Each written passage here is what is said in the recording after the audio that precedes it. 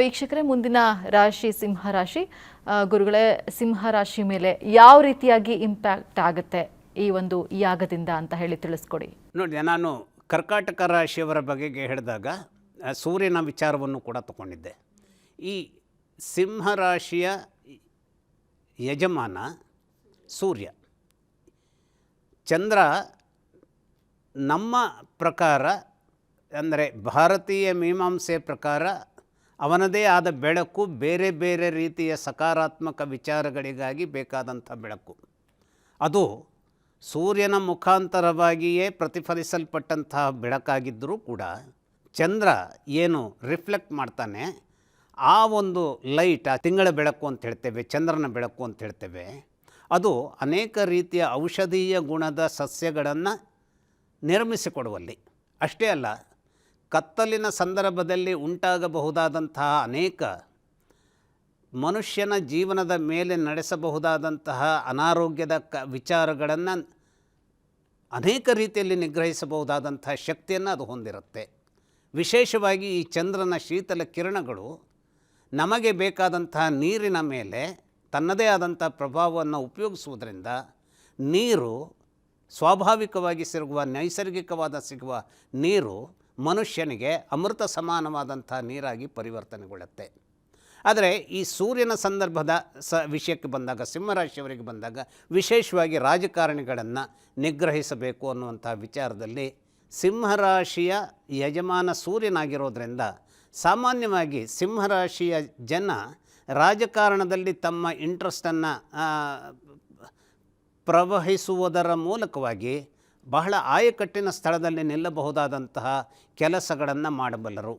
ಅನೇಕರಿಗೆ ಇವತ್ತು ನಾವು ನಮ್ಮ ರಾಜಕಾರಣದ ಸಂದರ್ಭದಲ್ಲಿ ಬಹಳ ದೊಡ್ಡ ರೀತಿಯ ಶಕ್ತಿಯಾಗಿ ಕಂಡಂತಹ ಜನ ಅವರ ಜಾತಕಗಳನ್ನು ಪರಿಶೀಲಿಸಿದರೆ ಅವರ ಸೂರ್ಯ ಬಹಳ ಗಟ್ಟಿಯಾಗಿರ್ತಾನೆ.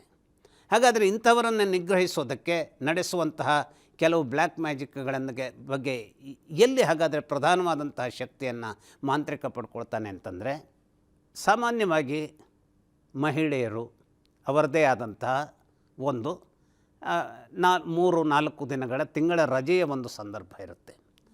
ಆಗಿನ ಸಂದರ್ಭದ ಏನು ಆ ರಕ್ತದ ವಿಸರ್ಜನೆ ಇರುತ್ತೆ, ಆ ರಕ್ತದ ವಿಸರ್ಜನೆಯ ಆ ಕೆಟ್ಟ ಬಟ್ಟೆಗಳನ್ನು ಈ ಸಂದರ್ಭದಲ್ಲಿ ಉಪಯೋಗಿಸುವಂತಹ ದುಷ್ಟತನಕ್ಕೆ, ಹಾಗೂ ಯಾವ ವ್ಯಕ್ತಿಯ ಮೇಲೆ ಇದು ನಡೆಯಲ್ಪಡಬೇಕೋ ಅಂಥವನ ತಲೆಯ ಅಥವಾ ಯಾವುದೇ ಭಾಗದ ಕೂದಲುಗಳ ಈ ಒಂದು ಕೃತ್ರಿಮ ಕ್ರಿಯೆಗೆ ಯಾವ ವ್ಯಕ್ತಿಯ ವಿರುದ್ಧವಾಗಿ ಇದು ನಡೆಯಬೇಕೋ ಅವನ ಕೂದಲುಗಳನ್ನು ವಿಶೇಷವಾಗಿ ಉಪಯೋಗಿಸ್ಕೊಳ್ತಾರೆ.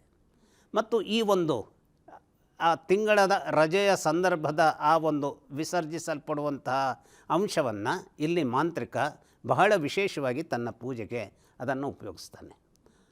ಅದರ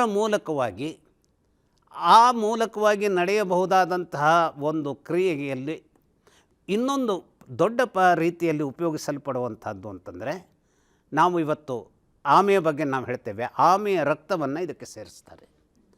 ಈ ಮೂರರ ಸಮ್ಮಿಶ್ರಣ ಏನಿದೆ, ಅಲ್ಲಿ ನಡೆಯಬಹುದಾದಂತಹ ಅನೇಕ ರೀತಿಯ ತಾಂತ್ರಿಕ ವಿಧಾನಗಳು ಈ ಮೂರರ ಸಂಯೋಜನೆಯೊಂದಿಗೆ ಒಬ್ಬ ಸಮರ್ಥನಾದಂತಹ ಯಾರನ್ನು ನಿಗ್ರಹಿಸಬೇಕೋ ಆ ನಿಗ್ರಹಿಸಲ್ಪಡಬೇಕಾದಂಥ ವ್ಯಕ್ತಿ ಸಿಂಹರಾಶಿಯ ವ್ಯಕ್ತಿಯಾಗಿದ್ದರೆ ಅವನನ್ನು ನಿಗ್ರಹಿಸಬಹುದಾದಂತಹ ವಿಚಾರವನ್ನು ಈ ಮೂರರ ಮಿಶ್ರಣದೊಂದಿಗೆ ಸಾಧಿಸಲಿಕ್ಕೆ ವಿಶೇಷವಾಗಿಯೇ ತರಬೇತಿ ಹೊಂದಲ್ಪಟ್ಟಂತಹ ಈ ಒಂದು ಬ್ಲ್ಯಾಕ್ ಮ್ಯಾಜಿಕ್ಕಿನ ಮಾಂತ್ರಿಕ ಏನಿದ್ದಾನೆ ಅವನು ನಡೆಸೋದಕ್ಕೆ ಅನುಕೂಲ ಆಗುತ್ತೆ. ಅಷ್ಟೇ ಅಲ್ಲ, ಬಹಳ ಸಂಬಂಧಿಸಿದಂತಹ ಆಯಕಟ್ಟಿನ ಸ್ಥಳವನ್ನು ನಿಯಂತ್ರಿಸಬಹುದಾದಂತಹ ವ್ಯಕ್ತಿಯ ಶಕ್ತಿಯನ್ನು, ರಾಜಕೀಯ ಶಕ್ತಿಯಾಗಿ ಬೆಳೆಯಬಹುದಾದಂತಹ ದೊಡ್ಡ ಶಕ್ತಿಯನ್ನು ನಿಗ್ರಹಿಸಲಿಕ್ಕೆ ಬೇಕಾದಂತಹ ತಡೆಯನ್ನು ಈ ಒಂದು ಪ್ರಯೋಗದ ಮೂಲಕವಾಗಿ ನಡೆಸೋದಕ್ಕೆ ಅಲ್ಲಿ ಅವಕಾಶ ನಿರ್ಮಾಣವಾಗುತ್ತೆ. ಅನುಕ್ಷಣದ ಸುದ್ದಿಗಳಿಗಾಗಿ ವಿಸ್ತಾರ ನ್ಯೂಸ್ ಯೂಟ್ಯೂಬ್ ಚಾನೆಲ್ ಸಬ್ಸ್ಕ್ರೈಬ್ ಮಾಡಿ. ಹೊಸ ಸುದ್ದಿಗಳ ನೋಟಿಫಿಕೇಶನ್ಗಾಗಿ ಬೆಲ್ ಐಕಾನ್ ಕ್ಲಿಕ್ ಮಾಡಿ. ಲೇಟೆಸ್ಟ್ ಅಪ್ಡೇಟ್ಸ್ಗಾಗಿ www.vistaranews.com ವೆಬ್ಸೈಟ್ಗೆ ವಿಸಿಟ್ ಮಾಡಿ. ಅಂಗೈಯಲ್ಲೇ ಜಗತ್ತಿನ ಸುದ್ದಿ ತಿಳಿಯಲು ವಿಸ್ತಾರ ನ್ಯೂಸ್ ಕನ್ನಡ ಆಪ್ ಡೌನ್ಲೋಡ್ ಮಾಡಿ.